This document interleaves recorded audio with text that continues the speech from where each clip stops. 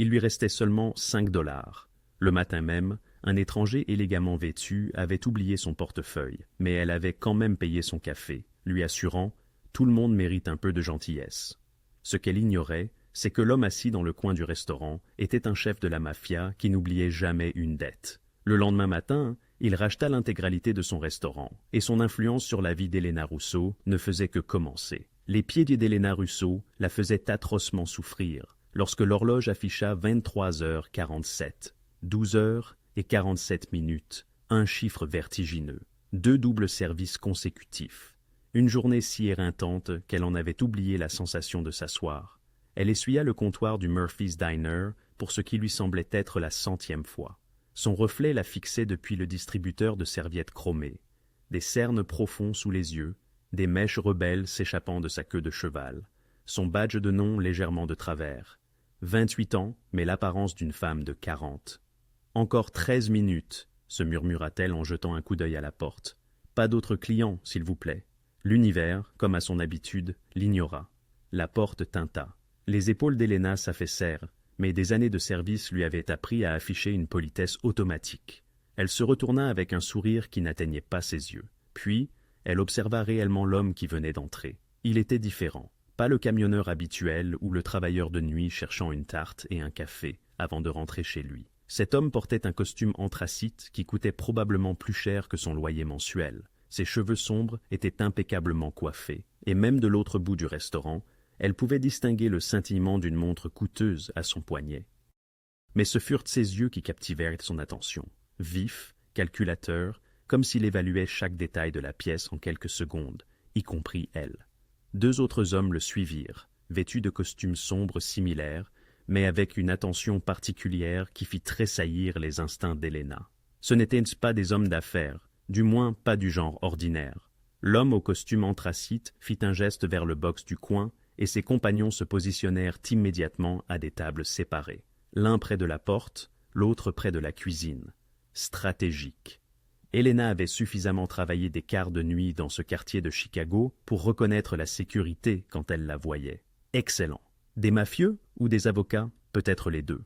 Elle prit un menu et s'approcha, ses pieds protestant à chaque pas. « Bienvenue chez Murphy's », dit-elle en déposant le menu. « Du café pour commencer, s'il vous plaît. » Sa voix était douce, cultivée, avec un accent de la côte Est. Il ne regarda même pas le menu. Juste un café, noir, sans tarder. Alors qu'elle se retournait, elle l'entendit passer un appel en italien. Sa grand-mère avait parlé italien quand Elena était petite, avant que le cancer ne l'emporte. Elle en saisit donc des fragments. Quelque chose à propos de négociations et du territoire nord. Et, avant le matin, définitivement pas un avocat. Elena versa son café, le lui servit avec une efficacité professionnelle, puis se retira derrière le comptoir. Elle avait 47 $ sur son compte courant et un autre service commençant à 6 heures du matin le lendemain. Quelles que fussent les affaires de cet homme, elles n'étaient si pas les siennes. Elle s'activa aux tâches de fermeture, remplir les salières, vérifier les stocks, compter le tiroir caisse. À minuit, elle retourna le panneau ouvert, as fermé, et commença à essuyer les autres tables. L'homme restait dans son box, passant des appels discrets, buvant son café, l'air remarquablement à l'aise pour quelqu'un qui discutait de négociations territoriales à minuit dans un restaurant décrépit. À 0h20, même ses gardes avaient l'air agité. Elena s'approcha de la table. « Monsieur, je suis désolé, mais nous sommes fermés. Je peux vous resservir du café à emporter si vous le souhaitez. » Il leva les yeux, et pour la première fois, elle perçut quelque chose de presque humain dans ses yeux calculateurs, de la fatigue, le genre qu'elle voyait dans son propre miroir. Bien sûr, toutes mes excuses. Il fouilla dans sa poche de veste, puis dans ses poches de pantalon. Son expression changea, légèrement, mais suffisamment pour qu'Elena reconnaisse le regard. Tout le monde connaissait ce regard, le « j'ai oublié mon portefeuille ». Son garde près de la porte se tendit, sortant son téléphone, mais l'homme leva une main pour l'arrêter. « Il semble que j'ai laissé mon portefeuille dans mon autre veste », dit-il calmement, même si Elena perçut un éclair d'agacement dans ses yeux, non pas envers elle, mais envers lui-même. C'est à ce moment que la plupart des gens se seraient excusés, auraient en fait des promesses de revenir le lendemain, mais cet homme se contenta de le dire comme un fait, attendant de voir sa réaction. Elena était épuisée, à bout de force. Elle avait servi du café à des politiciens qui ne lui donnèrent pas de pourboire, à des hommes d'affaires qui claquaient des doigts comme si elle était un chien, et à des adolescents qui laissaient leur table dans un état désastreux. Cet homme avait été poli, silencieux, il avait dit « s'il vous plaît » et « merci ». Et de plus, elle reconnaissait cette lassitude dans ses yeux. Quel que fût l'empire qu'il construisait ou la guerre qu'il menait ce soir, il était simplement fatigué. « Vous aviez l'air d'avoir besoin d'une pause », dit Helena, se surprenant elle-même par son audace. Elle sortit 5 billets froissés de son tablier, son pourboire du jour, et les posa sur la table. « Le café est pour moi. » Un instant, le restaurant fut absolument silencieux.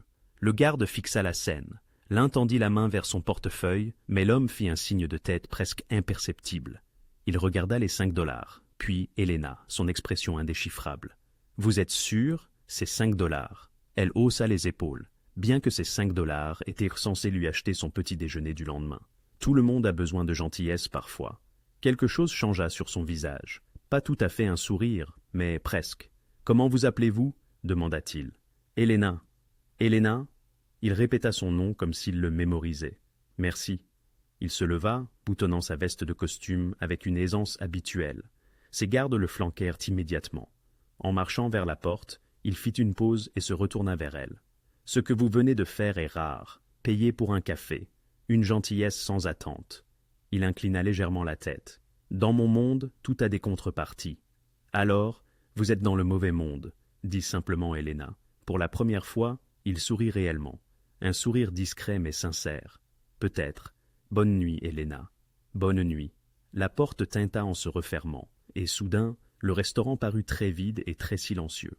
Helena verrouilla la porte derrière eux, termina ses tâches de fermeture et rentra chez elle à travers les rues froides de Chicago, se demandant vaguement qui était cet homme étrange et fatigué en costume coûteux. Elle ne s'attendait pas à le revoir. Elle s'était trompée.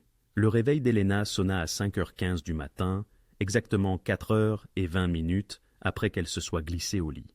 Elle gémit, frappa le bouton « Rappel », puis se souvint qu'elle ne pouvait pas se permettre d'être en retard. Pas avec Marcus, le propriétaire, qui cherchait déjà des excuses pour réduire les heures de travail. Elle se traîna hors du lit, s'aspergea le visage d'eau froide et enfila son uniforme, la même robe bleu pâle avec un liseré blanc que chaque serveuse du Murphy's avait porté depuis 1987. Le service du matin commença comme d'habitude. Le café infusait, la plaque chauffante crépitait. Sam, le cuisinier, arriva en grognant sa salutation habituelle, qui n'était pas vraiment une salutation. Les habitués arrivèrent progressivement. M. Patterson avec son journal et ses œufs brouillés, l'équipe de construction qui prenait café et beignets, Madame Chun qui commandait son porridge et se plaignait de la température. Normale. Parfaitement, divinement normale. À 10h du matin, Helena avait presque oublié l'homme étrange de la nuit dernière. Presque. Elle était en train de resservir du café à la table 6 lorsque Marcus sortit de son bureau, ce qui était inhabituel. Marcus quittait rarement son bureau avant midi, préférant compter l'argent et éviter les clients. « Tout le monde, puis-je avoir votre attention ?» Sa voix se brisa légèrement. Le restaurant n'était pas bondé, c'était le calme habituel de mi-matinée. Mais les 5 clients présents levèrent la tête curieusement. Helena et les 2 autres serveuses, Jennifer et Rosa, arrêtèrent ce qu'elles faisaient. Marcus parut pâle, vraiment pâle. Son visage habituellement rubicond était devenu presque gris. « J'ai une annonce. » Il s'éclaircit la gorge. Depuis ce matin, le Murphy's Diner a été vendu à un nouvel investisseur. La cafetière faillit glisser des mains d'Helena. « Quoi ?» s'exclama Jennifer. « Vendu ?» La voix de Rosa monta en flèche. « Depuis quand ?» L'affaire a été conclue la nuit dernière. Les papiers ont été finalisés à 3h du matin. Marcus évita leur regard. Le nouveau propriétaire prend possession immédiatement. Le ventre d'Helena se serra. Elle travaillait chez Murphy's depuis 3 ans. Ce n'était pas prestigieux, mais c'était stable. Elle avait besoin de stabilité. Son appartement, ses courses, les paiements qu'elle envoyait à son frère pour ses frais de scolarité au collège communautaire. Tout dépendait de ce travail. « Sommes-nous virés ?» demanda Jennifer, exprimant ce que tout le monde pensait. « Je ne... » commença Marcus, mais la porte tinta, le coupant. 3 hommes en costume sombre entrèrent. Professionnels, sérieux. Celui de devant portait une mallette en cuir et avait l'allure d'un avocat d'entreprise. « Marcus Murphy ?» demanda l'homme. « C'est moi. Je suis James Carrington, représentant la nouvelle propriété. Pouvons-nous parler dans votre bureau? Ce sont mes employés. Tout ce que vous avez à dire les concerne directement. » Oui, l'expression de Carrington ne changea pas. Alors je serai bref. À compter de maintenant, le Murphy's Diner passe sous une nouvelle direction. Cependant, il n'y aura absolument aucun licenciement. Silence. Aucun, répéta Rosa. Correct. En fait, tout le personnel actuel recevra une augmentation de salaire de 20%, effective immédiatement. Le restaurant fermera pour rénovation à partir de lundi. Tous les employés seront entièrement payés pendant la fermeture. Les rénovations devraient durer 2 semaines. L'esprit d'Elena vacillait. Cela ne pouvait pas être réel. Les gens n'achetaient pas des restaurants en donnant des augmentations à tout le monde. Il devait y avoir un piège. Quel était le piège? S'entendit-elle demander. Carrington se tourna vers elle et quelque chose dans son expression changea. Une reconnaissance? Non, cela ne pouvait pas être juste. Aucun piège, Miss Rousseau. Helena Rousseau. Il sortit un dossier de sa mallette et scanna un document. Ah, mademoiselle Rousseau. En fait, le nouveau propriétaire a spécifiquement demandé que vous soyez promue directrice de salle. Vous superviserez les opérations quotidiennes et la planification du personnel. Une augmentation de salaire de 45%. La pièce tourna. Je suis désolé, quoi? La voix d'Helena était à peine un murmure. Directrice de salle, répéta Carrington patiemment. Le propriétaire a examiné les dossiers des employés et les antécédents de performance. Votre ancienneté, votre fiabilité et vos évaluations de service client étaient exemplaires. Un son étouffé s'échappa de Jennifer, peut-être de protestation, peut-être d'incrédulité. Rosa, elle, restait figée, les yeux écarquillés. « Je suis ici depuis plus longtemps », énonça Jennifer d'une voix monocorde. « La décision est irrévocable », rétorqua Carrington. « Y a-t-il des questions concernant la transition ?» Marcus semblait avoir été heurté de plein fouet par un camion. Qui est le nouveau propriétaire? Quel est son nom? L'investisseur préfère conserver l'anonymat pour l'instant. Toutes les communications transiteront par moi. Carrington tendit à Marcus plusieurs cartes de visite. Celles-ci sont destinées à vous et à l'équipe de direction. Mademoiselle Rousseau, vous en aurez besoin d'une également. Helena prit la carte machinalement, ses doigts engourdis. La carte était sobre, d'apparence coûteuse. Carrington Legal Associates, accompagné d'un numéro de téléphone et d'une adresse électronique. Les rénovations débuteront lundi à 6 heures du matin. Un entrepreneur vous rejoindra ici afin de discuter de l'étendue des travaux. Mademoiselle Rousseau, vous serez consultée pour toutes les modifications visibles par la clientèle. Le propriétaire souhaite qu'une personne ayant une expérience directe du terrain prenne les décisions. C'est insensé, murmura Marcus. C'est le monde des affaires, monsieur Murphy. Carrington referma son attaché-case. Ah, et une dernière chose. Le nom du restaurant reste inchangé. Murphy's a une histoire dans ce quartier. Le propriétaire respecte cela. Il quitta les lieux avec la même efficacité qu'il était arrivé, ses associés le suivant en silence. Le restaurant explosa alors en rumeurs. 20% d'augmentation. Sam, le cuisinier, passa la tête depuis la cuisine. Et pour les cuisiniers? Tout le monde, répondit Carrington avant de partir. Tout le monde. Rosa agrippa le bras d'Helena. Est-ce que ça vient vraiment de se produire? Jennifer ne célébrait pas. Elle lança un regard furieux à Helena. 3 ans que je suis ici. 3 ans, et c'est toi qui es promu. Qu'as-tu fait? Rien, protesta Helena. Je ne comprends pas cela mieux que toi, mais même en le disant, quelque chose la taraudait. La nuit dernière, l'homme dans le box du coin, ses yeux perçants et calculateurs. Dans mon monde, tout a un prix. Non, c'était absurde. Une seule tasse de café ne pouvait pas. Son téléphone vibra. Numéro inconnu. Elle ouvrit le message. « Votre gentillesse vous est rendue. Ne vous inquiétez pas, il n'y a pas d'attache, juste de la gratitude. » Elle, les mains d'Helena tremblaient en fixant l'écran. Elle, Luca Leonardo Lorenzo. Qui était-il? Et dans quoi venait-elle de s'engager? Helena fut incapable de se concentrer pour le reste de la journée. Le coup de feu du déjeuner passa comme un flou. Elle prenait mécaniquement les commandes, servait le café, souriait aux clients, tandis que son esprit s'emballait. Le message, l'investisseur anonyme, le timing impossible. Jennifer lui parlait à peine, claquant les assiettes plus fort que nécessaire. Rosa la regardait avec curiosité. Marcus s'était enfermé dans son bureau et n'en était pas sorti depuis le départ de Carrington. À 18 heures, le service d'Helena aurait dû se terminer, mais elle resta. Elle ne pouvait pas rentrer chez elle, pas avec toutes ces questions brûlant dans son esprit. Elle avait besoin de réponses. La clientèle du soir était clairsemée. Un mardi soir dans ce quartier n'attirait jamais beaucoup de monde. Helena essuyait le comptoir lorsque la porte résonna à 19h15. Elle leva les yeux, son souffle se coupa. L'homme de la nuit dernière entra. Et cette fois, Il n'y avait aucun mystère quant à son identité. Il portait un costume différent, bleu marine, tout aussi coûteux, et dégageait la même assurance tranquille. Ses deux gardes le suivaient, adoptant les mêmes positions stratégiques qu'auparavant. Mais maintenant, Elena savait. Maintenant, tout le monde savait. Jennifer se figea en plein service, le café dégoulinant sur la table. Sam arrêta de retourner les burgers. Les yeux de Rosa s'écarquillèrent, comme des assiettes. L'homme, elle, Luca, quel que soit son nom, se dirigea directement vers le comptoir où se tenait Elena. Leurs regards se croisèrent. « Bonjour encore, Elena. » Sa voix était calme, presque douce, mais elle sembla résonner dans le silence soudain du restaurant. Derrière elle, elle entendit l'inspiration brusque de Sam. « Vous, » dit Elena doucement, « vous êtes l'investisseur. En suis-je un ?» Il jeta un regard évaluatif autour du restaurant. « Puis-je m'asseoir ?» Elena désigna le tabouret de comptoir devant elle, son pilote automatique professionnel se déclenchant, même si son cœur tambourinait. « Café, s'il vous plaît, noir comme avant. » Elle versa le café d'une main ferme. Des années de service en tant que serveuse rendaient certains mouvements automatiques, même en période de crise. Elle posa la tasse devant lui, parfaitement consciente que chaque personne dans le restaurant les regardait. Pourquoi ? La question lui échappa avant qu'elle ne puisse la retenir. Lucas enserra la tasse de café et Elena remarqua ses jointures cicatrisées, comme s'il avait effectué un travail manuel difficile autrefois, malgré ses costumes coûteux. « Hier soir, vous m'avez montré quelque chose que je n'avais pas vu depuis très longtemps. 5 $. Une gentillesse désintéressée. Il prit une gorgée de café. Dans mon monde, chaque geste est accompagné d'une attente. Chaque faveur exige un remboursement. Chaque sourire cache une transaction. Il reposa la tasse avec précaution.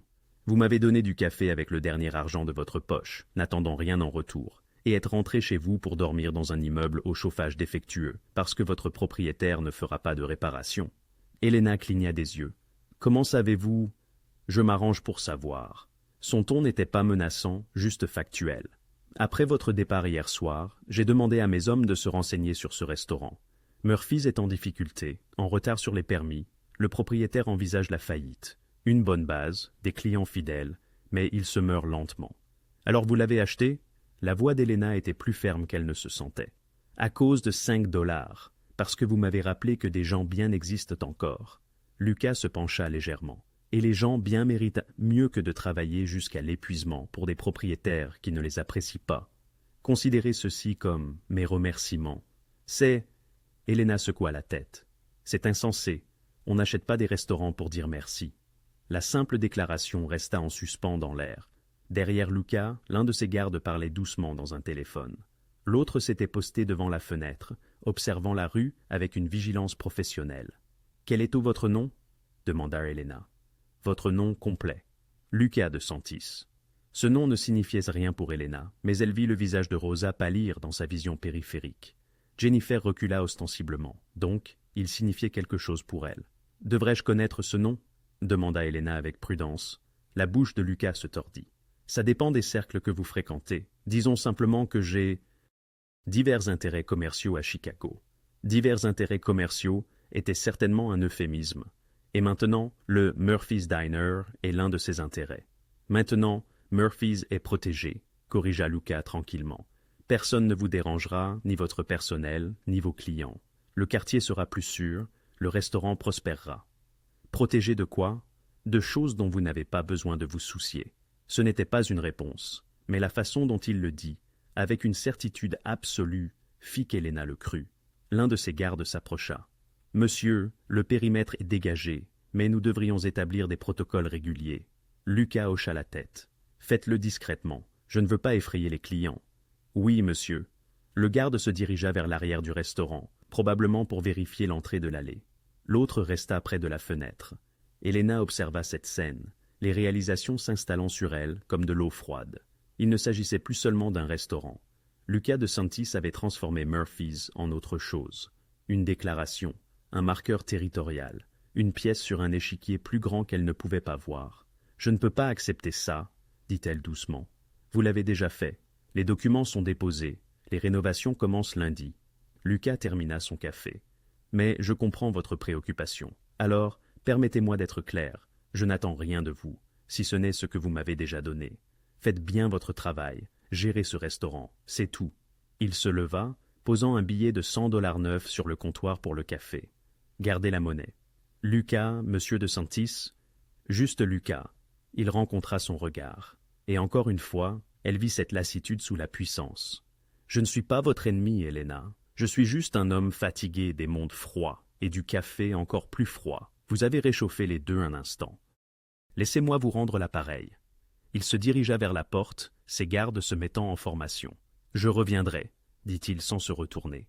Je trouve que j'aime cet endroit. La porte résonna. Ils étaient repartis.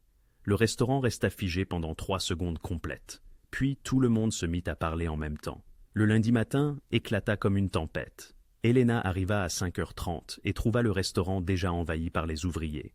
Un camion de déménagement stationnait sur le trottoir. Des hommes en bottes de travail sortaient des anciennes banquettes qu'elle avait essuyées 1000 fois. Le vieux jukebox, qui ne fonctionnait plus depuis 2019, était soigneusement chargé sur un diable. Mademoiselle Rousseau, un homme au casque, un pense-bête à la main, s'approcha. « Je suis Tony Marchetti, chef de chantier. Monsieur de Santis a dit que vous étiez responsable des décisions concernant la clientèle. » Helena regarda le chaos organisé. « Qu'est-ce que nous faisons exactement ?»« Tout. » Tony sourit. « Nouvelle banquette, nouveaux revêtements de sol, amélioration de la cuisine industrielle, nouvelle machine à expresso, la vraie italienne, pas la machine à café filtre, nouvelle peinture, nouvel éclairage. 2 semaines, dit-il. J'ai 40 gars. Nous le ferons en 10 jours. 10 jours plus tard, Helena reconnaissait à peine le Murphy's Diner.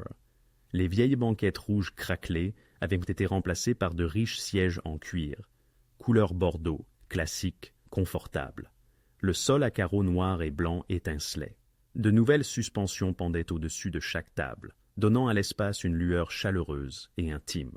La cuisine avait été transformée en ce que Sam appelait le rêve d'un professionnel, avec de nouvelles grilles, des fours et un système de réfrigération qui fonctionnait enfin. Le plus grand changement se trouvait derrière le comptoir. Une machine à expresso étincelante qui semblait tout droit sortie d'un café milanais, tout en chrome et laiton et en boutons intimidants. « Tu sais te servir de ça ?» demanda Rosa en la fixant. « J'ai suivi un cours, » avoua Helena. « Lucas, monsieur de Santis a envoyé quelqu'un pour me former. Apparemment, un bon expresso est non négociable. » Rosa haussa un sourcil. « Lucas, hein? On est déjà au prénom? C'est ce qu'il m'a demandé de l'appeler. » Ah, mon Dieu! Le ton de Rosa était lourd de sens. La réouverture attira les foules. La nouvelle s'était répandue dans le quartier. Le Murphy's avait été racheté par quelqu'un avec de l'argent, du vrai argent, et l'endroit était incroyable. Les clients affluaient, curieux et affamés. Et Lucas venait tous les jours, pas toute la journée. Il arrivait vers 19h, après le coup de feu du dîner, mais avant la fermeture, toujours à la même banquette du coin. Toujours avec au moins un garde, bien qu'ils aient essayé de se fondre dans le décor maintenant, vêtus de vêtements décontractés au lieu de costumes voyants. Assis, il commandait un café et la spécialité du jour de Sam, puis observait. Se contentait d'observer. Ce comportement intimidait certains employés. Jennifer, par exemple, tremblait presque en servant cette section de la salle. Rosa, de son côté, s'adonnait à la spéculation bruyante en cuisine, s'interrogeant à voix haute sur les intentions d'un tel homme dans un endroit pareil. Mais Helena le traitait comme n'importe quel autre client. « Un café, Lucas ?» demandait-elle, la cafetière à la main. « S'il vous plaît. Ce soir, Sam a préparé de l'ossobuco. Envie d'essayer ?» Les suggestions de Sam ne m'ont jamais déçu. Elle lui apportait son plat, vérifiait s'il lui manquait quelque chose et passait à la table suivante. Professionnelle, polie, rien de plus. Et elle remarquait, malgré ses efforts pour l'ignorer, comment ses yeux la suivaient tandis qu'elle travaillait. Non pas d'un regard lubrique ou possessif, mais observateur, comme s'il déchiffrait une énigme. À la fin de la 2e semaine, les rumeurs commencèrent sérieusement. Elles prirent d'abord naissance parmi les clients. Madame Chun, une habituée de Murphy's depuis un demi-siècle, soit 15 ans, se pencha un matin au comptoir. « Cet homme qui vient tous les soirs, c'est le nouveau propriétaire, n'est-ce pas ?»« Oui, oui, madame. »« Et vous êtes la gérante à présent ?»« Gérante de salle, oui. » L'expression de Madame Chen devint complice. « C'est merveilleux pour vous, ma chère. Vous retombez sur vos pieds. » L'insinuation la piqua, mais Helena garda son sourire. « Je travaille ici depuis 156 semaines, Madame Chen. J'ai mérité cette promotion. » « Bien sûr, ma chère, bien sûr. » Mais la graine était semée. En quelques jours, Helena entendit des fragments de conversation. Elle doit coucher avec lui. Pourquoi, sinon, un gars comme ça achèterait-il un dîner? Elle a joué intelligemment, je dois le reconnaître. La petite amie du patron, sans aucun doute. Jennifer n'eut même pas la délicatesse de chuchoter. « Ça doit être agréable, dit-elle à voix haute, alors qu'Helena était à portée de voix, d'avancer grâce à sa tête plutôt qu'à ses pieds. « Répète ça, Jennifer. » L'assurance de Jennifer vacilla, mais elle tint bon. « Tout le monde le pense, je ne fais que le dire. Je n'ai rien fait d'autre que mon travail. » La voix d'Helena était glaciale. « Le même travail que j'ai fait pendant 3 ans, alors que vous arriviez en retard et partiez en avance. Si ma promotion vous pose problème, adressez-vous à Monsieur Dantis. Autrement, retournez travailler. » Le visage de Jennifer s'empourpra, mais elle recula. Ce soir-là, Lucas arriva à son heure habituelle. Helena lui apporta son café automatiquement, ses gestes empreints d'une colère résiduelle. « Journée difficile ?» demanda-t-il d'un ton modéré. « Rien que je ne puisse gérer. »« Le personnel vous donne du fil à retordre ?» Helena croisa son regard. « Les gens parlent. C'est leur habitude. »« Que disent-ils » Elle hésita, puis décida que l'honnêteté était plus simple. « Que je couche avec vous. Que la promotion était un paiement pour service rendu, que je suis la petite amie du patron. » L'expression de Lucas s'assombrit. « Des noms, qui a dit ça? Peu importe. Pour moi, si. Non. » Helena posa fermement la cafetière. « C'est mon problème à gérer. Je n'ai pas besoin que vous meniez mes batailles. J'ai causé ce problème en me donnant une opportunité méritée, » coupa Helena. « J'étais la meilleure serveuse ici. Je suis arrivée à l'heure à chaque fois. J'ai remplacé des quarts quand des gens appelaient ce malade. Je connaissais la commande de chaque habitué par cœur. Peut-être que le moment était inhabituel, mais j'ai gagné ce poste. » Lucas l'étudia un long moment, puis, de manière inattendue, il sourit. « C'est vrai. Alors, les gens peuvent penser ce qu'ils veulent. Je connais la vérité. Et quelle est la vérité, Helena ?» Elle soutint son regard. « Que vous avez payé une tasse de café, c'est tout. » Quelque chose passa dans ses yeux. De l'approbation peut-être, ou du respect. « C'est tout, » acquiesça-t-il doucement. Mais alors qu'Helena s'éloignait pour aider un autre client, elle sentit ses yeux sur elle, et elle se demanda si l'un d'eux croyait encore vraiment à cette version. La vérité, commençait-elle à comprendre, était bien plus complexe qu'une simple tasse de café, et bien plus dangereuse. La première fois qu'Helena remarqua la camionnette, elle n'y prêta guère attention. C'était un jeudi soir, 2 semaines après la réouverture du restaurant. Le dîner fermait à minuit, et Helena avait pris l'habitude de rester tard pour inventorier les stocks et préparer les commandes du lendemain. Des responsabilités de gérante auxquelles elle s'habituait encore. À 0h30, en sortant les poubelles dans l'allée arrière, elle la vit. Une camionnette blanche garée de l'autre côté de la rue, le moteur coupé, les vitres teintées sombres. Étrange, mais c'était Chicago après tout. Les véhicules de livraison y stationnaient souvent toute la nuit. Elle vida les sacs et rentra, verrouillant la lourde porte arrière derrière elle. La deuxième fois eut lieu le samedi. Même camionnette, même emplacement. Cette fois, elle remarqua une faible lueur à l'intérieur, comme si quelqu'un utilisait un ordinateur portable ou un téléphone. Encore une fois, rien de nécessairement suspect, peut-être un chauffeur dormant entre 2 cars. Mais le lundi soir, la camionnette était de nouveau là. Et cette fois, Helena aperçut 2 hommes près de la bodega du coin, tous 2 vêtus de vestes sombres malgré la douceur de ce mois de mai. Ils ne faisaient pas leurs courses, ils ne fumaient pas, ils se tenaient juste là, observant. L'un d'eux regarda directement la porte arrière du dîner au moment où Helena sortait avec les poubelles. Leurs regards se croisèrent un instant de trop. Les instincts d'Helena, ces mêmes instincts qui l'avaient tenue en sécurité durant 3 ans de quart de nuit dans un quartier difficile, hurlèrent à l'alerte. Elle rentra rapidement, verrouilla la porte et resta un instant dans la cuisine, le cœur battant à tout rompre. « Ça va ?» Sam terminait le nettoyage, essuyant la plaque de cuisson. « Oui, j'ai cru voir quelque chose. » Quel genre de quelque chose? Probablement rien. Mais Helena sortit son téléphone et envoya un message au numéro que Lucas lui avait donné pour toute préoccupation, de jour comme de nuit. Il y a une camionnette garée dans l'allée depuis 72 heures et des hommes qui surveillent l'entrée arrière. Ça peut être rien, mais ça me semble étrange. La réponse arriva en moins d'une demi-minute. Restez à l'intérieur. Ne ressortez pas par l'arrière ce soir. Quelqu'un s'en occupera. S'occuper de quoi? Demanda Sam, voyant son expression. « Je ne sais pas encore. » 25 minutes plus tard, alors qu'Helena comptait la caisse, elle entendit des voix dans l'allée, pas fortes, mais fermes, autoritaires. Elle se dirigea vers la porte arrière, écoutant attentivement. « Propriété privée, vous devez partir. Nous ne faisons rien d'illégal. Parking public. Cette rue est privée. Voulez-vous que j'appelle la CPD? Chicago Police Department, Ou préférez-vous partir maintenant? Un silence, puis un moteur démarra. À travers la petite fenêtre, Elena regarda les hommes en blanc s'éloigner, suivis des 2 hommes à pied, marchant rapidement vers une berline sombre, garée 2 pâtés de maison plus loin. Un instant plus tard, quelqu'un frappa à la porte arrière. Elena se tendit, mais une voix familière appela « Madame Russo, c'est Marcus ». C'était le chef de la sécurité de Luca. Elle ouvrit la porte et trouva un homme d'une 40aine d'années, bâti comme un boxeur, avec des mèches grises dans ses cheveux foncés. Elle l'avait déjà vu avec Luca, mais n'avait jamais parlé directement avec lui. « Tout va bien ?» demanda Elena. L'expression de Marcus était sombre. « Ces hommes ne vous dérangeront plus ce soir, mais nous devons faire une vérification. Vous avez une minute? Une vérification? Vérifier s'ils n'ont rien laissé. » L'estomac d'Elena se noua. Que pourraient-ils laisser? Espérons rien. Marcus fit signe à un jeune homme derrière lui portant ce qui ressemblait à un détecteur de haute technologie. C'est Joey.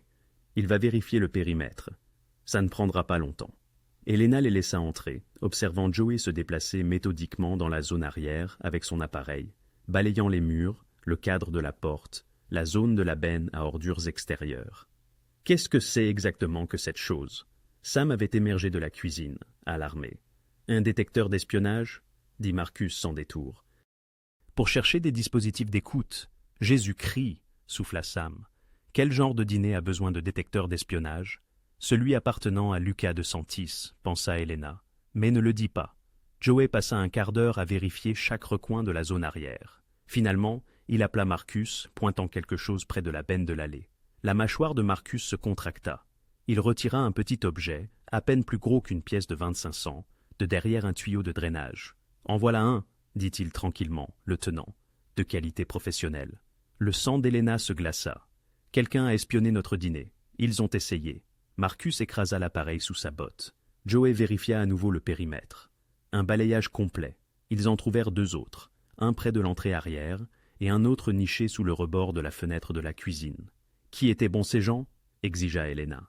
Marcus hésita, pesant clairement ce qu'il allait lui dire. Des concurrents. La présence de Luca dans ce quartier a attiré l'attention.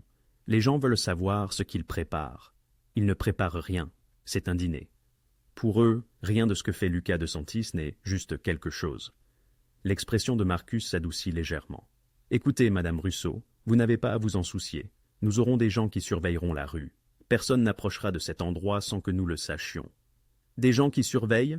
La voix de Sam montait dans les aigus. « Sommes-nous en danger ?»« Non, » dit Marcus fermement. « Vous êtes plus en sécurité maintenant que vous ne l'avez jamais été. Ces types pêchaient à la mouche, essayant de recueillir des renseignements. Ils n'essaieront plus.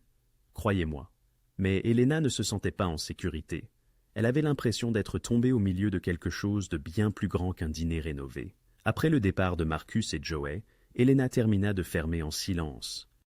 Sam partit rapidement, visiblement effrayé. Elena ferma à clé et resta seule dans le dîner, regardant les belles cabines neuves, la machine à expresso brillante, l'éclairage chaleureux.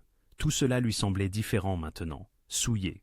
Son téléphone vibra. « Vous avez fait la bonne chose en nous alertant immédiatement, merci. » Elena fixa le message, puis répondit. « Dans quoi me suis-je fourré ?» La réponse arriva après une longue pause. « Quelque chose que je n'ai jamais voulu. Je suis désolé. Nous devons parler demain soir, après la fermeture. » Elena ferma les yeux. Une partie d'elle voulait démissionner, s'éloigner de Murphys et de Luca de Santis et de tout le monde dangereux qui l'habitait. Mais une autre partie, celle qui avait survécu 3 années de pauvreté, de double quart et de persévérance, cette partie-là en avait assez de fuir. « Demain soir, » répondit-elle. « Mais je veux la vérité, toute la vérité. Vous l'aurez, je vous le promets. » Le lendemain soir, Elena arriva tôt pour sa conversation avec Luca. Son esprit répétait une 12aine de discours différents. Elle exigerait des réponses. Elle établirait des limites. Elle ferait clairement comprendre qu'elle était une gérante de restaurant, pas un pion dans le jeu qu'il jouait. Mais l'univers en avait décidé autrement. À 18h, pendant le coup de feu du dîner, un camion de livraison s'engagea dans l'allée. Rien d'inhabituel à première vue. 2 fois par semaine, des livraisons arrivaient. Mais ce camion-ci, sans le moindre logo d'entreprise, arborait des panneaux blancs unis, légèrement bosselés. Assise à placer les clients, Elena le remarqua à travers la fenêtre de la cuisine. Une intuition lancinante la taraudait. « Sam, on attend une livraison ce soir ?» Sam consulta son presse-papier. « Non, la prochaine, c'est jeudi. » Elena s'approcha de la fenêtre pour mieux observer. Le camion s'était garé en marche arrière près des bennes à ordures, précisément à l'endroit où ils avaient découvert les dispositifs d'écoute 2 nuits auparavant. Le chauffeur restait dans l'habitacle. Il ne descendait pas, demeurant immobile. 45. Minutes plus tard, le véhicule était toujours là. L'agent de sécurité de Marcus, un dénommé Joey, se tenait près de l'entrée principale, lisant nonchalamment un journal. Elena l'approcha discrètement. « Ce camion de livraison, depuis combien de temps est-il là ?» Joey jeta un coup d'œil vers l'allée. 15, peut-être 20 minutes. Essayez 45. Et le chauffeur n'est pas descendu une seule fois. Le détachement de Joey s'évapora. Il se leva aussitôt, sa main rejoignant son téléphone. « Vous êtes sûr ?» J'ai regardé. Joey parla rapidement dans son téléphone, puis se dirigea vers l'arrière. 2 minutes après, Marcus apparut depuis l'entrée principale, d'où il devait vérifier les périmètres. « Le camion ?» demanda Marcus directement à Elena. « Arrivé à 6h07. Il est maintenant 6h52. Le chauffeur n'a pas bougé. » L'expression de Marcus devint perçante. Il fit un geste à Joey. « Prenez la plaque. Vérifiez-la et observez ce chauffeur sans l'alarmer. » Elena observa Joey passer devant le camion avec désinvolture, son téléphone à l'oreille, comme s'il était en communication, pour capter le numéro d'immatriculation. Il revint promptement, tapant frénétiquement sur son téléphone. « La plaque correspond à une société écran, » rapporta Joey, 2 minutes plus tard. La même qui possédait la fourgonnette de lundi soir. La mâchoire de Marcus se contracta. Ils sont de plus en plus audacieux. Il regarda Elena avec un respect nouveau. « Comment avez-vous remarqué cela ?» Joey fait des rondes extérieures toutes les heures. « La posture du chauffeur, » répondit Elena. Les vrais livreurs vérifient toujours leurs papiers, regardent leur téléphone, s'impatientent. Celui-ci est juste immobile, trop, comme s'il écoutait quelque chose, ou enregistrait, marmonna Marcus. Il sortit son téléphone. Le patron doit savoir ça. 10 minutes plus tard, Luc arriva, non par l'entrée principale, mais par l'arrière-cuisine, flanqué de trois hommes qu'Elena n'avait jamais vus. Il avançait avec détermination, son calme habituel remplacé par une expression plus dure. « Montrez-moi, » dit-il à Marcus. Ils se groupèrent dans la cuisine, observant par la fenêtre. Le camion demeurait immobile. « Elena l'a repéré, » dit Marcus. « Il est là depuis presque 1 heure. Le chauffeur n'est pas descendu. L'immatriculation remonte à la même organisation que lundi. » Le regard de Lucas rencontra celui d'Elena. « Vous avez remarqué ça ?» Le timing me semblait étrange, et les chauffeurs-livreurs ne restaient pas aussi immobiles. « Non, en effet. » Lucas étudia son visage. « Quoi d'autre avez-vous remarqué ?» Elena réfléchit. « Le camion a une petite antenne sur le toit. La plupart des camions de livraison n'en ont pas. Et il s'est garé parfaitement du premier coup, ce qui signifie qu'il est soit très expérimenté, soit qu'il est déjà venu ici pour s'entraîner. » Lucas échangea un regard avec Marcus. « Elle a raison, c'est une antenne de surveillance. » « Il pourrait enregistrer l'audio des micros qu'ils ont déjà placés, » dit Marcus. « Les micros que vous avez détruits ?» demanda Elena. « Certaines personnes n'abandonnent pas si facilement, » dit Lucas d'un ton sombre. « Marcus, je veux que ce camion soit dégagé. Maintenant, envoyez un message qu'ils comprendront. Cet endroit est définitivement interdit. »« Quelle intensité de message ?» demanda Marcus prudemment. « Pas de violence, pas ici, pas près du restaurant, mais rendez-leur la chose coûteuse, très coûteuse. » Marcus acquiesça et partit avec son équipe. Par la fenêtre, Elena vit 5 hommes en tenue sombre apparaître de plusieurs points autour du pâté de maison. Ils avaient resté là tout le temps, sans être vus. Ils encerclèrent le camion avec efficacité. Le chauffeur tenta de démarrer le moteur, mais un des hommes de Marcus avait déjà crevé les pneus. Un autre photographiait le visage du chauffeur à travers la vitre. Un troisième brandissait un insigne de police. Que ce soit réel ou faux, Elena ne pouvait le dire, et les mains du chauffeur se levèrent en signe de reddition. 15 minutes plus tard, une dépanneuse de la police arriva et emmena le véhicule.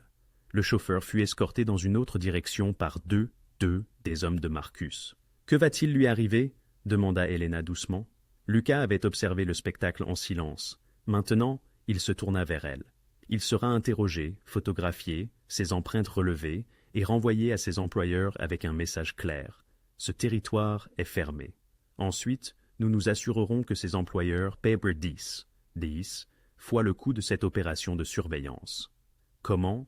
de manière qui ne vous concerne pas. Mais son ton n'était pas dismissif. Il était protecteur.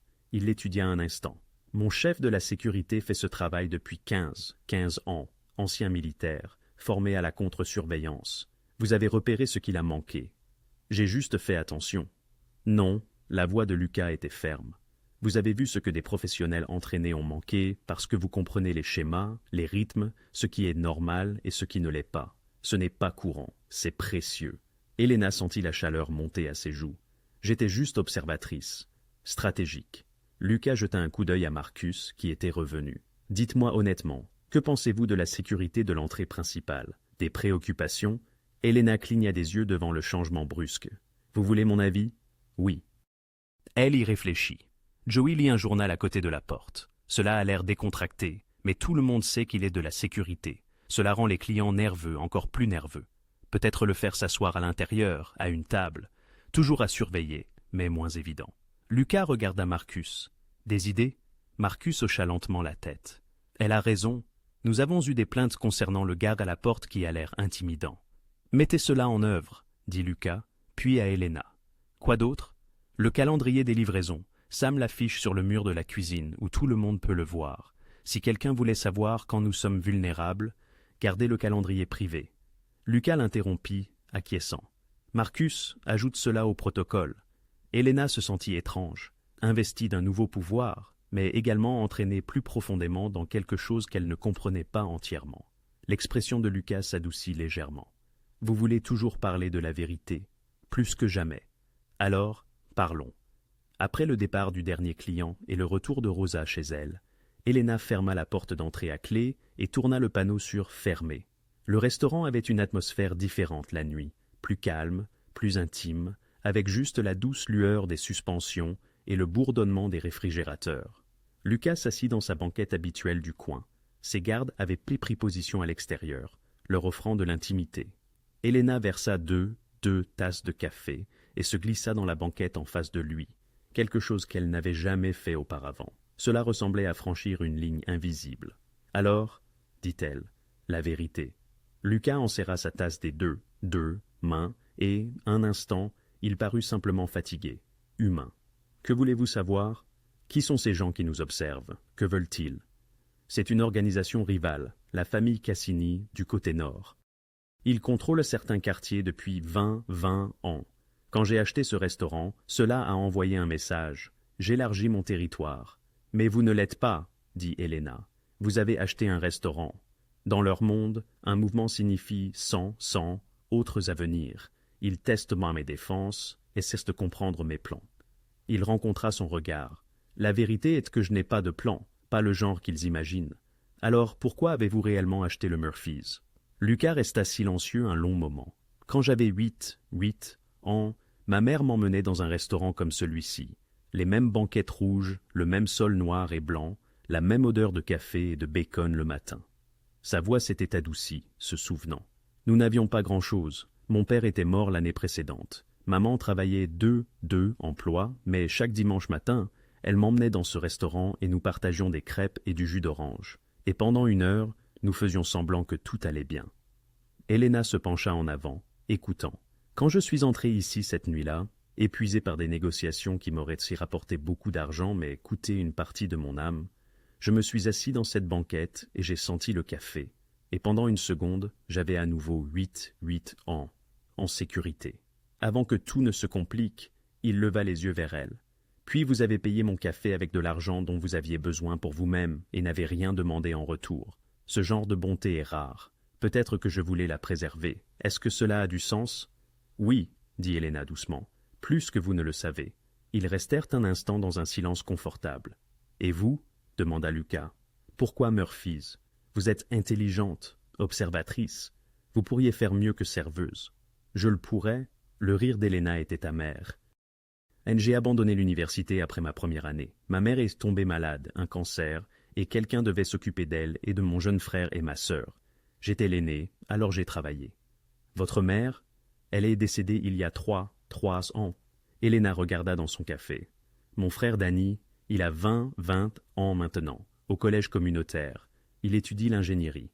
Ma sœur Mia, elle a 17 ans, En dernière année de lycée, elle veut être vétérinaire. Sa voix se remplit de fierté. Ce sont de bons enfants, intelligents. Ils méritent leur chance. Alors, vous avez abandonné la vôtre. Je n'ai rien abandonné, j'ai choisi. Elena rencontra son regard. C'est ma famille, on fait ce qu'il faut faire. Lucas hocha lentement la tête. La famille avant tout. Je comprends ça. C'est pourquoi vous faites ce que vous faites. Votre travail, en partie. L'expression de Lucas s'assombrit. Après la mort de ma mère, j'avais 16 ans. Je n'avais rien. Pas de famille, pas d'argent, pas d'avenir. Les rues de Chicago ne sont pas tendres avec les enfants comme ça. J'ai appris à survivre, puis j'ai appris à prospérer, puis j'ai appris que le pouvoir est la seule chose qui vous garde en sécurité. Il fit une pause. Mais le pouvoir a un coût. La solitude, devina Elena. Parmi d'autres choses, il la regarda avec une sorte d'émerveillement. Vous voyez des choses que les autres ne voient pas. Vous n'êtes pas si difficile à déchiffrer. Tout le monde me trouve impossible à déchiffrer. Peut-être qu'ils cherchent les mauvaises choses.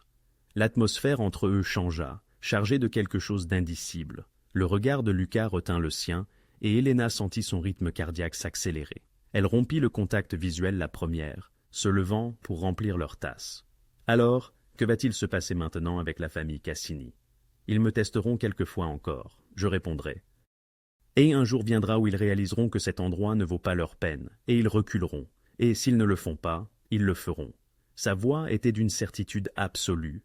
Elena revint à l'extrémité de la cabine, mais ne s'assit pas immédiatement. Vous savez, les gens parlent de nous. Qu'ils parlent. Cela ne vous dérange pas, n'est-ce pas? Lucas pencha la tête. Vous êtes brillante dans votre travail. Vous avez amélioré les opérations, maintenu le moral du personnel malgré les changements, et vous avez décelé des problèmes de sécurité que mes professionnels chevronnés n'avaient pas vus. Si les gens veulent réduire cela à des commérages, c'est leur limite, pas la vôtre. Une chaleur se répandit dans la poitrine d'Elena. Merci. Pourquoi faire? De me voir. Pas seulement ce que vous vouliez voir, mais de me voir vraiment. Cela fonctionne dans les deux sens, dit Lucas doucement. Leurs regards se croisèrent à nouveau, et cette fois, aucun ne détourna les yeux. Le moment s'étira, lourd de possibilités. Finalement, Lucas se leva. Il est tard. Vous devriez rentrer chez vous. Je reste habituellement jusqu'à 1 heure du matin pour faire l'inventaire. Demain, je chargerai Marcus de vous raccompagner ce soir. Elena voulut protester, affirmer son indépendance, mais l'inquiétude sincère dans son regard la fit taire. D'accord. Alors qu'elle rangeait ses affaires, Lucas reprit la parole. Elena, ce restaurant du dimanche que je vous avais mentionné, oui, il a fermé il y a 10 ans, démoli pour faire des condos. Sa voix était empreinte de calme. Cet endroit, Murphy's, c'est comme retrouver un morceau de cela. Merci pour ce sentiment. La gorge d'Elena se serra. Merci de me donner la chance de bâtir quelque chose de mieux pour moi et ma famille. Ils restèrent là, se regardant, l'air dense de tout ce qui n'était pas dit. Puis Marcus frappa à la porte, rompant le charme. « À demain » demanda Lucas. « À demain » confirma Elena. Mais alors qu'elle marchait vers sa voiture, Marcus la suivant à une distance respectueuse, Elena savait que quelque chose de fondamental avait changé entre eux. Il ne s'agissait plus d'un simple restaurant. Il était question de deux personnes qui avaient érigé des murs pour survivre, de deux âmes qui trouvaient quelqu'un capable de comprendre le prix de ces murs, et peut-être, juste peut-être, le courage de les abattre. Le problème survint à 22h15, un mercredi soir tranquille. Elena les remarqua immédiatement. Trois hommes en veste sombre se déplaçant avec une coordination décontractée qui déclencha l'alerte. Ils ne consultèrent ni le menu, ni ne cherchèrent de table vide. Ils se dirigèrent droit vers le comptoir où Elena remplissait les distributeurs de serviettes. Le chef, grand, une 50aine d'années, aux cheveux grisonnants gominés en arrière et aux yeux bleus froids, était le meneur. Ses acolytes flanquèrent les sorties, l'un près de la porte, l'autre près du couloir menant à la cuisine. Joey, posté à sa cabine habituelle, se raidit, sa main se dirigeant vers son téléphone. « Bonsoir », dit le chef d'une voix douce, mais teintée de menace. « Vous devez être Elena, j'ai beaucoup entendu parler de vous. Puis-je vous offrir quelque chose, messieurs ?» Elena maintint un ton professionnel, ses mains stables malgré le battement accéléré de son cœur. « Des informations ?» En fait, il s'appuya contre le comptoir. « Magnifique rénovation. Cela a dû coûter combien? 200 000 $, peut-être plus? Je ne connaîtrai pas les chiffres exacts. » Non, bizarre, puisque vous êtes la gérante. Son sourire n'atteignait pas ses yeux. Voici le problème avec les beaux établissements de ce quartier. Ils nécessitent une protection adéquate, une assurance, pourrait-on dire, contre les incidents malheureux. Le cœur d'Elena rata un battement. C'était cela. La menace tant attendue. Nous avons une assurance, dit-elle prudemment, pas celle que je vends. Il sortit une carte de visite complètement vierge, à l'exception d'un numéro de téléphone. 5 000 $ par mois. Cela permet de garder vos fenêtres intactes, votre équipement fonctionnel, vos clients en sécurité, très raisonnable compte tenu de l'alternative. Les accidents alternatifs arrivent. Incendie de graisse, vandalisme, plaintes de clients concernant des intoxications alimentaires. Même lorsque la nourriture est parfaitement bonne, c'est mauvais pour les affaires. Il tapota la carte sur le comptoir. Mais avec notre protection, rien de tout cela n'arrive. Propre, sûr, rentable. Tout le monde est content. Elena vit le reflet de Joey dans le porte-serviette chromé. Il tapait rapidement sous la table. Bien, de l'aide était en route. Elle devait juste gagner du temps. C'est une dépense mensuelle conséquente, dit Elena, ramassant la carte pour l'étudier.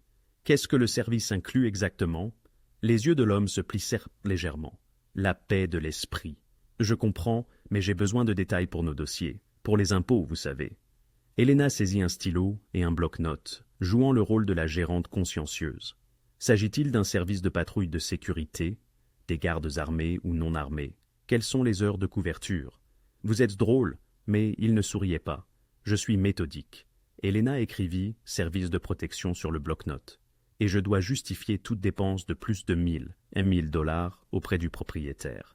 Alors, aidez-moi à comprendre. Si nous payons 5 000 $ par mois et que quelque chose arrive quand même, y a-t-il une garantie, une politique de remboursement?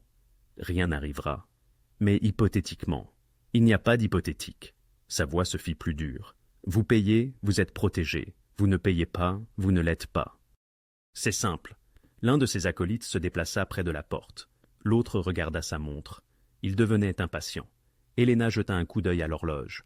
Joey avait envoyé le message 3 minutes plus tôt. Combien de temps avant que les renforts n'arrivent? Je vais devoir contacter M. Dantis, dit Elena. Il s'occupe de tous les contrats importants. Faites cela. L'homme sortit son propre téléphone. Nous attendrons. Elena composa, priant pour que Lucas comprenne immédiatement la situation. Il répondit avant la fin de la première sonnerie. « Elena, Monsieur Dantis, je m'excuse de vous appeler si tard. » Elle garda sa voix calme, professionnelle. « Il y a ici des représentants qui discutent d'un service de protection mensuel. Ils demandent 5 000 $. Je voulais obtenir votre approbation avant... » « Combien d'hommes ?» La voix de Lucas était aiguë. « 3. Armes visibles ? Non visibles, mais je le crois ainsi. Êtes-vous en sécurité en ce moment ? Je leur parle professionnellement. Oui. Continuez à les faire parler. 3 minutes. Je suis déjà en route. » La ligne resta connectée. Lucas ne raccrocha pas. Il écoutait. Elena posa le téléphone sur le comptoir, côté haut-parleur orienté vers le bas, mais toujours allumé. « Il examine la proposition, » dit-elle aux hommes. « Mais il a des questions sur la zone de couverture. » « Zone de couverture ?» La patience du chef s'effilochait. « Eh bien, oui, les 5 000 $ couvrent-ils seulement l'intérieur du restaurant ou incluent-ils le parking, l'allée, notre zone de livraison ?» Elena sortit un dossier de sous le comptoir, feuilletant des documents inutilement. « Nous avons eu des problèmes avec l'allée auparavant, donc, si ce n'est pas inclus, cela couvre tout, parce que nous prévoyons d'agrandir notre terrasse le mois prochain. Cela serait-il couvert par le tarif actuel, ou cela nécessiterait-il un supplément? » La mâchoire de l'homme se serra. « Vous traînez. Je fais preuve de diligence raisonnable. » Elena le regarda fixement. 5 000 $, c'est beaucoup d'argent. Je veux m'assurer que nous en avons pour notre argent. Votre argent, c'est de maintenir cet endroit debout. Est-ce une menace? C'est un fait. L'homme près de la porte se raidit soudainement, regardant vers la rue. « Patron, nous avons de la visite. » Deux SUV noirs s'étaient arrêtés devant, se déplaçant rapidement. Les portières s'ouvrirent et des hommes en vêtements sombres émergèrent avec une efficacité militaire. L'expression du chef passa de confiante à prise au piège en quelques secondes. Marcus franchit la porte d'entrée le premier. 3 hommes derrière lui. Par la cuisine, Elena entendit la porte arrière s'ouvrir. Plus de sécurité afflua. Et puis, Lucas entra. Son visage était un masque de fureur contenue. « Messieurs, sa voix était calme. Dangereuse. Vous êtes dans le mauvais établissement. » Le chef tenta de se ressaisir. « Juste une discussion d'affaires. Vous avez menacé ma gérante dans mon restaurant. Devant mes clients, Lucas s'approcha et malgré sa taille plus petite que celle de l'autre homme, il semblait remplir tout l'espace. C'était une erreur. La famille Cini ne le fera pas. La famille Cini vient de déclarer la guerre, et ils vous ont envoyé pour délivrer le message. Le sourire de Lucas était froid. Marcus, raccompagnez ces messieurs dehors. Assurez-vous que M. Cini comprenne que le restaurant Murphy's est définitivement interdit. Toute approche ultérieure sera considérée comme un acte d'agression. Vous ne pouvez pas arrêter. Je viens de le faire. La voix de Lucas se fit encore plus grave. Et si vous ou quiconque associé à Cini s'approche à moins de trois pâtés de maison de cet endroit à nouveau, les conséquences ne seront pas une conversation. Elles seront permanentes. Nous comprenons-nous? Les hommes furent escortés dehors, encerclés par la sécurité. En quelques minutes, le restaurant était vide. Elena expira finalement, ses mains tremblantes alors que l'adrénaline se dissipait. Lucas fut à ses côtés instantanément. « Ça va? Ça ira ?» Elle le regarda. « C'est vraiment en train d'arriver, n'est-ce pas? C'est votre monde. Cela ne doit pas être le vôtre. Ça l'est déjà. » La voix d'Elena était plus ferme qu'elle ne se sentait. « Au moment où j'ai payé ce café, j'en suis devenue partie prenante. » Lucas observa son visage. « Je peux vous protéger, mais je ne peux pas garantir votre sécurité à 100%. Pas si vous restez. Alors ne la garantissez pas. Soyez juste honnête avec moi. Toujours. Je peux faire ça? Bien. » Elena prit une profonde inspiration. « Maintenant, dites à Marcus de tripler la sécurité. Si nous faisons cela, nous le faisons correctement. » L'expression de Lucas changea. Surprise. Respect. Quelque chose de plus profond. « Vous êtes sérieuse. Mortellement sérieuse. » Il hocha lentement la tête. Alors Murphy's devient une forteresse. Surveillance 24/24, heure sur 24/24. Sécurité armée, le tout. Personne ne touchera plus à cet endroit. Alors qu'il passait des appels, coordonnant les nouvelles mesures de sécurité, Elena rangeait ses papiers éparpillés. Ses mains avaient cessé de trembler. Elle avait fait son choix. Elle tenait bon.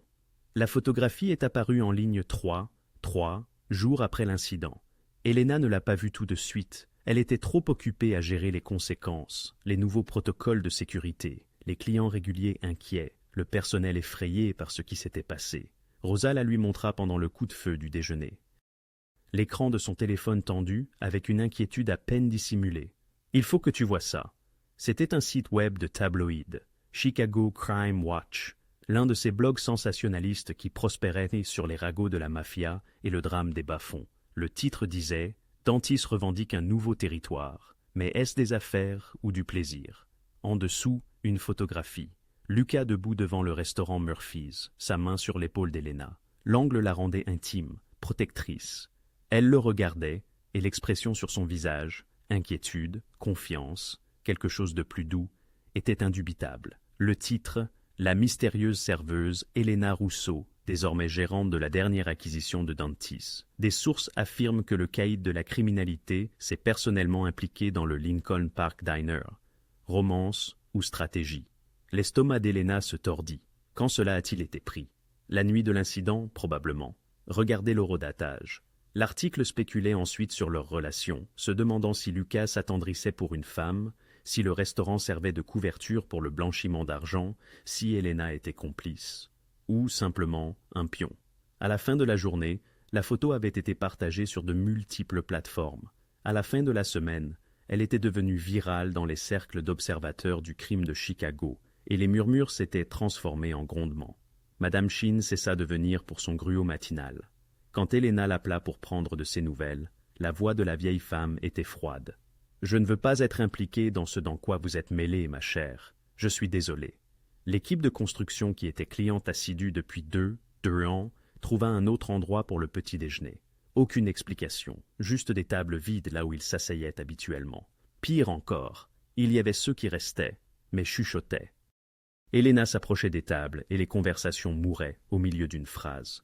Elle surprenait des fragments. Petit ami de mafioso, trop impliqué, il est sans doute avec elle pour sa protection. Jennifer démissionna sans préavis, laissant une note qui disait simplement « Je ne peux pas travailler dans un endroit qui va se faire tirer dessus, bonne chance ». La nouvelle recrue pour la remplacer tint 3 jours avant que sa mère n'appelle, suppliant Elena de le laisser démissionner parce qu'elle ne voulait pas que son fils travaille pour la mafia. Rosa resta, mais elle aussi gardait ses distances. « Je ne juge pas, dit-elle prudemment un après-midi. Mais mes enfants, je dois penser à mes enfants. S'il se passe quelque chose ici, rien ne se passera, assura Elena, mais Rosa rétorqua. Vous ne pouvez pas le promettre. Et Elena ne le pouvait pas, c'était le pire. Sa vie personnelle n'était pas épargnée non plus. Sa colocataire d'université, Sarah, avec qui elle était restée amie pendant 7 ans, lui envoya un message. « Salut, j'ai vu l'article. Je pense que nous avons besoin d'un peu d'espace. C'est trop lourd pour moi en ce moment. Prends soin de toi. » Son frère Danny appela, inquiet. « Elena, qu'est-ce qui se passe? Mia m'a montré ce blog avec ta photo et un chef de la mafia. Dis-moi que ce n'est pas vrai. Et c'est compliqué. C'est dangereux. Tu dois démissionner. Éloigne-toi de ce type. Danny, il n'est pas ce que tu penses. Il est exactement ce que je pense. Elena, maman est morte pour que nous puissions avoir de meilleures vies, pas pour que tu te mêles à des criminels. » Celle-là fit mal, car Danny n'avait pas tort. Même son propriétaire vint la voir, nerveux et désolé. « Elena, j'ai des familles dans cet immeuble, de bonnes familles. S'il doit y avoir des problèmes qui te suivent, il n'y en aura pas. Mais s'il y en a, je pourrais devoir reconsidérer le bail, juste par précaution. » Tu comprends? Elle comprenait. Elle devenait toxique, dangereuse à fréquenter. Cette nuit-là, après la fermeture, Lucas arriva comme d'habitude, mais Elena l'attendait. Le post de blog affiché sur son téléphone. « Avez-vous vu cela ?» Elle lui montra l'écran. L'expression de Lucas s'assombrit en lisant. « Je vais demander à mon avocat d'envoyer un ordre de cessation et d'abstention. Cela n'aidera pas. Le mal est fait. » Elena posa son téléphone. « Les gens ont peur, Lucas. Les clients partent. Mes amis ne me parlent plus. Mon propriétaire a menacé de m'expulser. Je vous trouverai un meilleur appartement. » Ce n'est pas la question. La frustration d'Elena explosa. « Ne voyez-vous pas? Ma vie s'écroule à cause de cela, à cause de nous, parce que les gens pensent que je suis votre. » Elle ne put terminer la phrase. « Ma quoi? Votre petite amie, votre maîtresse, un trophée de la mafia. » Lucas resta silencieux un long moment. Puis il dit « Je peux cesser de venir. Je peux gérer le restaurant à distance par l'intermédiaire de Marcus ou Carrington. Plus de photos, plus de spéculation. Je voulais dire « vous protéger », se corrigea-t-il. Si ma présence détruit votre vie, alors je la retirerai. Elena le fixa. Une partie d'elle voulait dire oui, prendre la voie facile, retrouver un semblant de normalité, mais une autre partie, la battante têtue qui l'avait aidé à surmonter la mort de sa mère et des années de pauvreté, se rebella contre cette idée. Non, dit-elle fermement. Elena, non, je ne me cacherai pas, je ne ferai pas semblant. Si les gens veulent être jaser, spéculer et faire des suppositions, c'est leur problème. Elle rencontra son regard. Je connais la vérité. Vous connaissez la vérité. Cela doit suffire. La vérité, c'est qu'être associé à moi est dangereux. La vérité, c'est que vous avez acheté un restaurant en difficulté et avez donné des emplois et de meilleures vies aux gens. La vérité, c'est que vous n'avez été que respectueux envers moi. La vérité, c'est que je suis bonne dans mon travail et que j'ai mérité ce poste. La voix d'Elena devint plus forte. Je ne cacherai pas ces vérités parce que des esprits étroits préfèrent leur potin. Lucas la regarda avec une sorte de « Oh, vous êtes remarquable. Je suis têtu. Ça aussi. » Il sourit légèrement. « Mais si nous faisons cela, si je continue à venir ici, à être visible, ça devient plus difficile. La tension s'intensifie. La situation Cassini n'est pas terminée. Alors nous y ferons face ensemble, proposa Elena, à moins que vous ne vouliez vous éloigner. Non, sa réponse fut immédiate, absolue. Je ne le veux pas.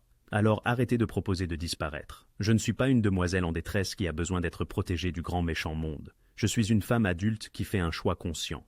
Et quel est ce choix? Elena soutint son regard. De tenir bon dans mon restaurant avec ma vie. Et si cela vous inclut, alors cela vous inclut publiquement, honnêtement, sans me cacher. Lucas se leva et se déplaça autour du comptoir, jusqu'à se trouver directement devant elle. Comprenez-vous ce à quoi vous vous engagez? Mieux chaque jour. Et êtes-vous sûr? Complètement. Il sourit, un sourire sincère, chaleureux, le genre de sourire qui transformait tout son visage, alors qu'il parle, qu'il photographie, qu'il spécule. Nous connaissons la vérité. Nous connaissons la vérité, répéta Elena.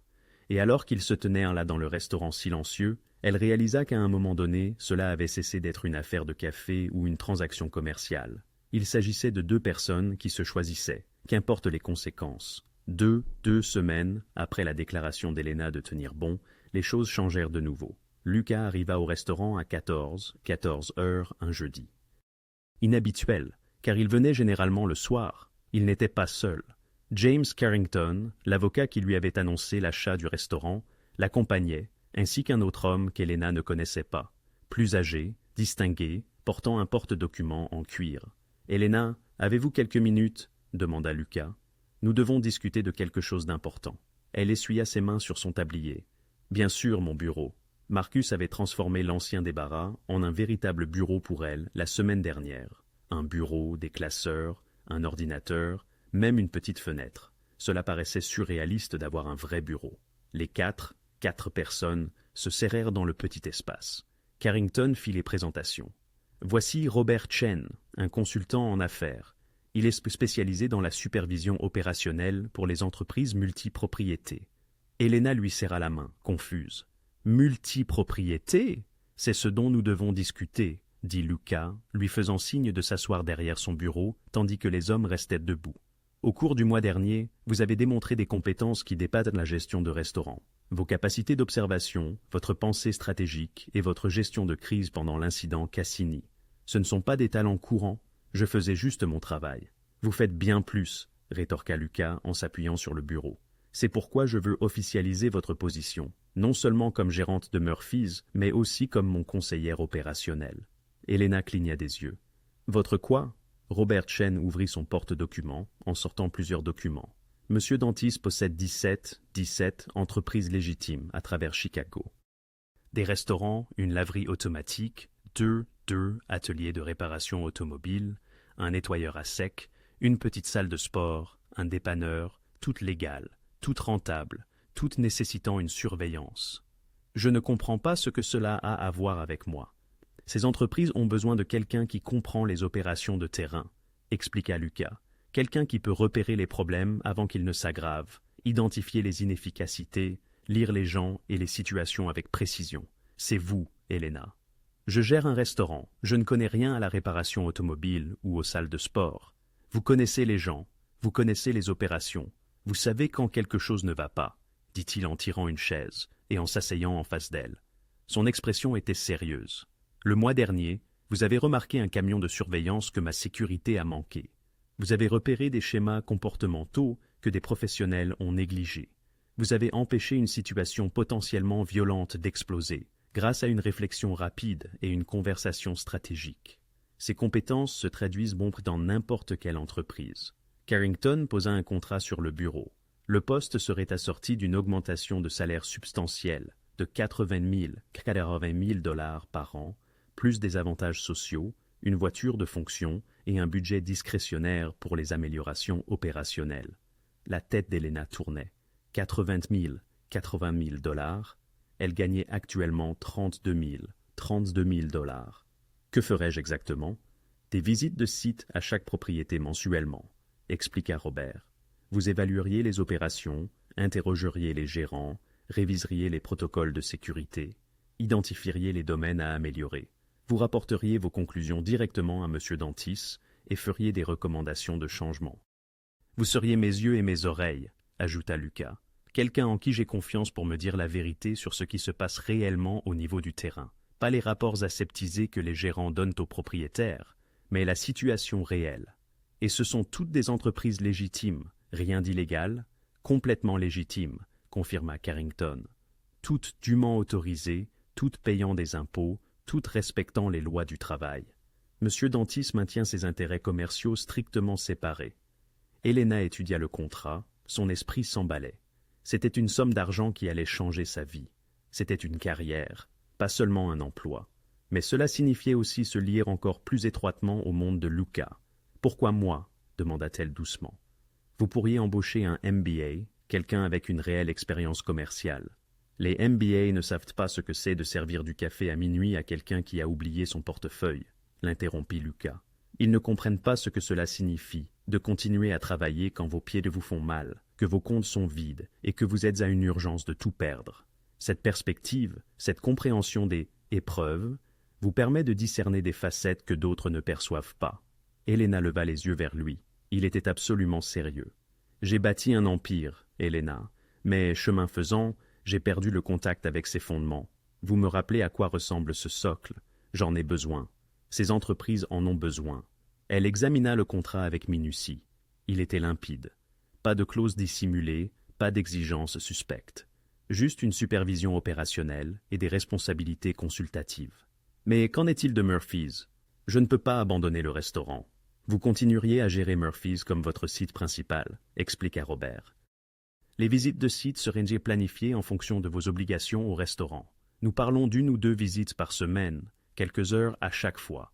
Et si vous repérez des problèmes, une activité criminelle, des violations de sécurité, vous me les signalez immédiatement. Lucas précisa « Je n'admets pas les opérations illégales dans mes entreprises légales. Elles sont maintenues irréprochables, justement parce que je refuse de les compromettre. » Elena s'adossa à sa chaise, réfléchissant. C'était une opportunité colossale. C'était aussi un engagement monumental. Puis-je avoir 24 heures pour y réfléchir? Prenez 48 heures, rétorqua Lucas. C'est une décision importante. Parlez-en à votre famille. Considérez toutes les facettes, mais sachez que cette offre est sincère. Je vous fais confiance, Elena. Je fais confiance à votre jugement, à votre intégrité et à votre instinct. C'est rare dans mon univers. Après leur départ, Elena resta seule dans son bureau, fixant le contrat. Ce soir-là, elle appela Danny. « Tu veux mon avis ?» demanda-t-il, après qu'elle lui eut tout expliqué. « J'ai envie de te dire de fuir. Éloigne-toi de ce type et de son monde. Mais tu sonnes différemment. Confiante, comme si tu étais enfin en train de construire quelque chose au lieu de simplement survivre. » Il soupira. « Maman disait toujours que tu étais la plus forte d'entre nous. Peut-être est-ce la raison. Sois juste prudente, Elena. S'il te plaît. » Elle appela Mia ensuite, qui se montra plus enthousiaste. 80 000. Elena, c'est incroyable. Tu pourrais m'aider pour l'école vétérinaire et Danny pourrait terminer son diplôme sans travailler la nuit. Il ne s'agit pas d'argent, l'interrompit Elena. N'est-ce pas, cependant? Du moins, en partie. La voix de Mia s'adoucit. Tu t'occupes de nous depuis des années. Peut-être est-il acceptable que tu t'occupes de toi aussi. Si ce gars te fait confiance, si c'est une vraie opportunité, pourquoi ne pas la saisir? Cette nuit-là, Elena retourna au restaurant et trouva Lucas à sa table habituelle. Elle glissa le contrat signé sur la table. « J'ai des conditions, dit-elle. Nommez-les. Premièrement, si je découvre quoi que ce soit d'illégal, je le signale aux autorités. Je ne couvrirai rien. Convenu. Deuxièmement, Murphy's reste ma priorité. Les autres entreprises ne peuvent pas interférer avec le restaurant. Déjà intégré au contrat. Troisièmement, transparence sur tout. Votre monde, vos affaires, ce dans quoi je m'engage. » Lucas croisa son regard. « Transparence totale. Vous avez ma parole. » Elena inspira profondément. « Alors, c'est parti. » Son sourire était authentique, empreint de soulagement. « Bienvenue dans l'équipe, mademoiselle Rousseau. C'est toujours Elena. Alors bienvenue à bord, Elena. » Alors qu'ils se serrèrent la main, Elena sentit le poids de sa décision l'envahir. Elle n'était plus seulement une serveuse qui avait fait preuve de gentillesse envers un inconnu. Elle faisait désormais partie de quelque chose de plus grand. Pour le meilleur ou pour le pire, elle avait choisi son chemin. La première visite officielle d'Elena en tant que conseillère opérationnelle fut dans l'un des ateliers de réparation automobile de Lucas, dans la zone sud. Cela aurait dû être une routine. Vérifier les livres, interroger le gérant, évaluer l'opération. Au lieu de cela, elle y découvrit le filon qui mettrait fin au harcèlement de la famille Cini. Le gérant de l'atelier, un homme nommé Pete Kowalski, sembla nerveux pendant son inspection.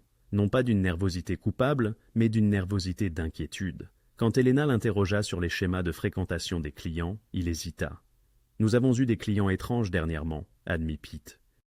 Des gars qui apportent des voitures pour des petits travaux, mais qui passent le plus de temps à poser des questions sur le quartier, sur d'autres entreprises, sur les propriétés de Monsieur Dantis. Les instincts d'Elena s'éveillèrent. Depuis combien de temps cela se produit-il? 3, peut-être 4 semaines, depuis l'incident au Murphy's Diner. Elena sortit son téléphone et appela immédiatement Marcus. « J'ai besoin que tu fasses des vérifications d'antécédents sur les clients récents de Pete's Auto Repair. Je crois que la famille Cini utilise les propres entreprises de Lucas pour recueillir des informations. » En moins de 2 heures, Marcus confirma ses soupçons. 5 clients différents dans 3 propriétés distinctes de Dantis. l'atelier automobile, la salle de sport et la laverie automatique, étaient connectés à des sociétés écrans Cini. Cette nuit-là, Elena étala une carte sur son bureau à Murphy's. Lucas, Marcus et Robert Sheen se rassemblèrent autour tandis qu'elle marquait les emplacements de punaises rouges. « Observez le motif », dit Elena, en traçant des lignes entre les punaises. Chaque propriété qu'ils ont ciblée se trouve dans un rayon de 3 pâtés de maison. Ils ne recueillent pas des informations générales, ils cartographient un territoire spécifique. « Ce territoire », dit Lucas, tapant au centre du cercle. Le restaurant Murphy's se trouvait au centre exact. « Il préparait quelque chose de plus grand qu'une extorsion », murmura Marcus. « C'est une préparation à l'invasion. » Elena étudia la carte, son esprit en pleine effervescence. Pete a dit qu'ils ont posé des questions sur les horaires de livraison et les changements d'équipe des employés. Ce n'est pas de la curiosité aléatoire. Ils cherchent des vulnérabilités, des moments où la sécurité est faible. « Quand sommes-nous les plus vulnérables ?» Lucas lui demanda directement. Elena n'hésita pas. Les mardis et mercredis matins, de 4 à 6 heures. C'est à ce moment-là que les livraisons arrivent, qu'il n'y a qu'un seul, agent de sécurité, et que je ne suis pas encore là. S'il voulait envoyer un message, endommager des biens, intimider le personnel, c'est à ce moment-là qu'il frapperait. Lucas regarda Marcus. « Pouvons-nous renverser la situation? Utiliser leur intelligence contre eux? » « Absolument !» Le sourire de Marcus était prédateur. « Si nous savons quand ils prévoient de frapper, nous pouvons être prêts, plus que prêts. »« J'ai une meilleure idée, » dit Elena tranquillement. Tout le monde se tourna vers elle. « Ne vous contentez pas de les arrêter, exposez-les. » Au cours de la semaine suivante, Elena coordonna ce que Marcus qualifia de « piège le plus élaboré que j'ai vu en 20 ans ». Elle identifia chaque agent Cini, ayant visité les propriétés de Desantis, chaque faux client, chaque tentative de surveillance. Elle documenta tout, photos, rodatages, plaques d'immatriculation, conversations enregistrées. Puis, elle fit quelque chose d'inattendu. Elle contacta la détective Sarah Morrison, une enquêtrice de la police de Chicago qu'elle avait rencontrée des années auparavant, lorsque le sac à main de sa mère avait été volé. « J'ai besoin de votre aide », lui dit Elena, autour d'un café dans un lieu neutre. « Mais vous devez me faire confiance. » Elle expliqua tout, la tentative d'extorsion, la surveillance, les faux clients recueillant des informations. Elle fournit des preuves pour tout cela. « Ce sont des opérations de la famille Cini », dit Morrison, feuilletant les preuves. « Comment avez-vous obtenu tout cela? Je fais attention et j'ai des ressources. » Les ressources de Lucas de Santis. L'expression de Morrison était illisible. « Oui, mais ce que je vous donne est une preuve légitime d'activité criminelle. Extorsion, complot, violation de la surveillance, tout est passible de poursuite. » Morrison l'étudia. « Pourquoi venir me voir? Pourquoi ne pas laisser Dantis gérer cela à sa manière? Parce que je ne veux pas de guerre. Je veux la justice. Il y a une différence. » Morrison prit les preuves. « Je devrais vérifier tout cela. » « Vérifiez autant que vous voulez. Tout est réel. » Trois jours plus tard, un mardi matin à 5, heure et 47 minutes, 2, agents Cini tentèrent de vandaliser le restaurant Murphy's. Ils coupèrent la clôture arrière, portant peinture et outils, planifiant clairement des dégâts importants. Ils furent accueillis par Marcus et 6 agents de sécurité, ainsi que la détective Morrison et 4 policiers, tous avec des caméras corporelles en marche. Les hommes Cini furent arrêtés sur le champ. Mais le plan d'Elena ne s'arrêta pas là. Grâce au téléphone des hommes arrêtés, la police remonta l'opération jusqu'à 6 entreprises écran Cini, de fausses sociétés de gestion immobilière, une entreprise de construction fantoche et une société de conseil en investissement qui n'existait que sur le papier, toutes opérant illégalement, toutes engagées dans le blanchiment d'argent et l'extorsion. Cet après-midi-là, les agents fédéraux perquisitionnèrent simultanément les 6 sites. Le Chicago Tribune publia l'histoire le lendemain matin. Un raid fédéral démantèle une opération criminelle dans le nord de la ville.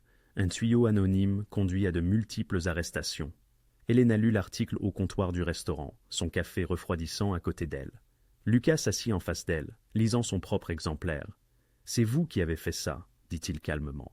« Vous avez mis fin à une entreprise criminelle de 20 ans avec de l'observation et de la stratégie. »« Nous avons fait ça, » corrigea Elena. « Vos ressources, la sécurité de Marcus, mes observations. C'est un travail d'équipe. La famille Cini est anéantie. Leurs façades légitimes sont exposées, leurs opérations démantelées. Leurs dirigeants sont confrontés à des accusations fédérales. Lucas plia le journal. Tout ça parce que vous avez fait attention. Elena regarda autour d'elle dans le restaurant. Les comptoirs étincelants, les banquettes confortables, le personnel travaillant efficacement. Rosa servait des clients réguliers qui avaient recommencé à venir. Sam sifflait dans la cuisine. L'endroit semblait à nouveau vivant. « Je comprends maintenant, dit-elle doucement, ce qu'est réellement cet endroit. Qu'est-ce que c'est? Pas seulement un restaurant, c'est une déclaration, une ligne dans le sable, c'est votre territoire, mais c'est aussi ma maison, mon équipe, ma responsabilité. » Elle rencontra son regard. « Je n'ai pas seulement choisi de travailler pour vous, Lucas. J'ai choisi de construire quelque chose qui vaille la peine d'être protégé. Et vous l'avez protégé brillamment. Nous n'avons pas encore fini, n'est-ce pas? Il y aura toujours une autre menace, un autre défi. Probablement, admit Lucas. Est-ce que ça va? Elena pensa à sa mère, qui avait combattu le cancer avec dignité et courage, à Danny et Mia, qui prospéraient parce qu'elle s'était sacrifiée pour eux, au choix de payer le café d'un inconnu avec ses derniers 5 $. Chaque choix l'avait menée ici, à ce moment, à cet endroit, à cette vie. C'est plus que bien, dit-elle. C'est exactement là que je dois être. Lucas sourit, et pour la première fois depuis qu'elle l'avait rencontré, il semblait véritablement en paix. Alors construisons quelque chose de durable, dit-il. Déjà commencé, répondit Elena, levant sa tasse de café. Il leva la sienne en retour, et ils trinquèrent à de nouveaux départs, dans le restaurant où tout avait commencé. 6 semaines plus tard, le restaurant de Murphy ressemblait à quelque chose sorti d'un magazine. Le coup de feu du déjeuner battait son plein. Chaque table était pleine, les tabourets du comptoir tous occupés, et une petite file de clients attendait patiemment près de la porte. La machine à expresso sifflait et crachait de la vapeur, tandis que Rosa préparait des cafés parfaits. Les commandes de Sam s'envolèrent de la cuisine avec une précision militaire. Les nouveaux serveurs, Elena en avait embauché 3 après la fin de l'affaire Cini, se déplaçaient efficacement dans leur section, et Elena arpentait la salle avec l'assurance de quelqu'un qui avait gagné chaque once de sa position. « Madame Chun, comment trouvez-vous le porridge aujourd'hui ?» Elena s'arrêta au box 4, car, où sa fidèle cliente était revenue après avoir lu les articles sur les descentes fédérales. « Parfait, ma chère. »« Comme toujours, » sourit chaleureusement Madame Ching. « Je suis désolé de m'être tenue à l'écart. J'avais peur. Vous n'avez pas besoin de vous excuser. Vous êtes de retour. C'est ce qui compte. » Au comptoir, l'équipe de construction avait retrouvé ses places habituelles, riant autour d'un café et d'une viennoiserie. M. Patterson siégeait dans son coin avec le journal. De nouveaux clients se mêlaient aux habitués, et le restaurant bourdonnait de cette énergie propre à une entreprise réellement florissante. Elena consulta sa montre. Il était 14h30. Elle avait une visite sur site à la salle de sport à 16h, puis des dossiers à examiner pour l'agrandissement du dépanneur. Sa nouvelle vie était trépidante, exigeante, parfois écrasante. Mais elle était aussi extraordinaire. Elena l'appela Rosa de derrière le comptoir. « Votre 245 est là. » Elena se retourna pour voir Lucas entrer par la porte d'entrée, et son cœur fit ce qu'il faisait ces derniers jetons, ce bond, ce flottement qu'elle avait essayé d'ignorer pendant des semaines. Il avait cessé d'essayer de se fondre dans le décor. Désormais, il assumait sa présence, et, d'une certaine manière, cela le rendait moins intimidant. Il portait un costume anthracite, cher mais pas ostentatoire, et quand il lui sourit, c'était sincère. « Le bureau est chaud ?» demanda-t-il. « Donnez-moi 5 minutes. » Elle termina sa tournée, vérifia avec Sam la préparation du dîner, confirma que Rosa maîtrisait la situation en salle, puis se dirigea vers son bureau. Lucas était déjà là, regardant par la petite fenêtre la rue animée au-delà. « Vous vouliez me voir ?» Elena ferma la porte derrière elle. « Je voulais vous donner ceci. » Il lui tendit une enveloppe. À l'intérieur se trouvait un chèque. 50 000 $. Elena le fixa. « Qu'est-ce que c'est ?»« Votre bonus trimestriel. Les améliorations opérationnelles que vous avez mises en œuvre dans toutes les propriétés ont augmenté les revenus de 18%. Vous l'avez gagné, Lucas. C'est trop. C'est exactement ce qu'il faut, dit-il en s'adossant à son bureau. L'adhésion à la salle de sport a augmenté de 40% après que vous ayez suggéré le programme de réduction familiale. Les bénéfices de la laverie ont bondi après que vous ayez réorganisé la structure de prix. Vous avez transformé chaque entreprise que vous avez touchée. C'est votre part de ce succès. Helena posa le chèque, submergée. Je ne sais pas quoi dire. Dites que vous dînerez avec moi ce soir. Pas un dîner d'affaires, pas un dîner entre responsables et propriétaires, juste un dîner. La demande flotta dans l'air entre eux. Ils dansaient autour depuis des semaines, des mois, en fait depuis leur première nuit. Les conversations qui duraient trop longtemps, les regards qui avaient trop de sens, la distance prudente qu'ils maintenaient parce que franchir cette ligne semblait dangereux. Lucas, je sais ce que vous allez dire, c'est compliqué. Je suis votre employé. Il y a une dynamique de pouvoir. Vous êtes inquiet de la perception. Il se rapprocha. Mais Helena, je n'ai pas pu arrêter de penser à vous depuis la nuit où vous avez payé mon café avec de l'argent dont vous aviez besoin pour vous-même. Ce n'était pas à propos des 5 $. C'était à propos de qui vous êtes. Gentille, forte, refusant de laisser le monde vous rendre froide. Vous l'avez déjà dit, parce que c'est vrai, parce que dans mon monde, tout le monde veut quelque chose, tout le monde a un plan, sauf vous. Sa voix s'adoucit. Vous vouliez juste aider un étranger fatigué, et d'une certaine manière, ce simple acte de gentillesse a tout changé. Helena sentit les larmes lui monter aux yeux. Ça a tout changé pour moi aussi. Je me noyais, Lucas. Je me tuais au travail, survivant à peine, me demandant si ma vie se limiterait à ça. Puis vous êtes entré, et soudain, j'ai eu des opportunités, un but, un avenir au-delà de la simple survie au jour le jour. Alors, dînons ensemble. Laissez-moi vous emmener quelque part d'agréable. Laissez-moi vous remercier comme il se doit de m'avoir sauvé cette nuit-là. Vous m'avez déjà remercié, vous m'avez acheté un restaurant, répondit-elle en riant à travers ses larmes. Alors laissez-moi vous remercier d'être brillante, observatrice, courageuse et assez têtue pour tenir bon quand tout le monde vous disait de fuir. Il tendit la main pour la prendre. Laissez-moi vous remercier de me voir. Pas la réputation, pas le pouvoir, pas le danger, juste moi. Helena regarda leurs mains jointes, puis son visage. La lassitude qu'elle avait vue la première nuit avait disparu, remplacée par quelque chose de plus léger, plein d'espoir. Une condition, dit-elle. Dites-la. Pas de cachette, pas de prétendre que nous sommes quelque chose que nous ne sommes pas. Si nous faisons ça, nous le faisons honnêtement. Je ne serai pas votre secret. Je ne veux pas que vous soyez mon secret. Je veux que vous soyez mon partenaire en affaires, dans la vie, en tout. Il lui serra la main. Si elle m'accepte. Helena pensa à la jeune femme qui était entrée dans ce restaurant il y a 3 ans, désespérée, épuisée et seule. Elle pensa aux 5 $ qu'elle avait donnés sans réfléchir. Elle pensa au chemin tortueux qui avait mené de ce moment à celui-ci. « Oui, dit-elle simplement, à dîner, ce soir. » Le sourire de Lucas aurait pu illuminer toute la ville. Ce soir-là, alors qu'Helena se préparait à fermer le restaurant, elle se tenait au centre de la salle et regarda autour d'elle. La magnifique rénovation, l'entreprise florissante, l'équipe qui travaillait comme une famille, la vie qu'elle avait bâtie à partir de rien, si ce n'est de la détermination et d'un petit acte de gentillesse. Rosa croisa son regard et sourit. « Tu as l'air heureuse. »« Je le suis, » dit Helena, surprise par la vérité de ses mots. Elle n'était plus la serveuse épuisée survivant avec des pourboires et de l'espoir. Elle était Helena Rousseau, directrice, conseillère, associée, une femme qui avait tenté sa chance avec la gentillesse et avait trouvé tout ce qu'elle n'avait jamais su chercher. Dehors, la voiture de Lucas l'attendait au trottoir. Il se tenait à côté, patient et imperturbable, prêt à l'emmener au-delà du restaurant qui les avait réunis. Helena verrouilla la porte, tourna le panneau sur « Fermé » et marcha vers son avenir. Cela avait commencé par 5 $ et une tasse de café. C'était devenu du respect, un partenariat, et un amour lentement infusé comme un café de minuit, parfait en son temps. Et alors que Lucas ouvrait la portière de la voiture et qu'elle entrait dans la douce soirée, Helena savait que ce n'était que le début. Le meilleur restait à venir.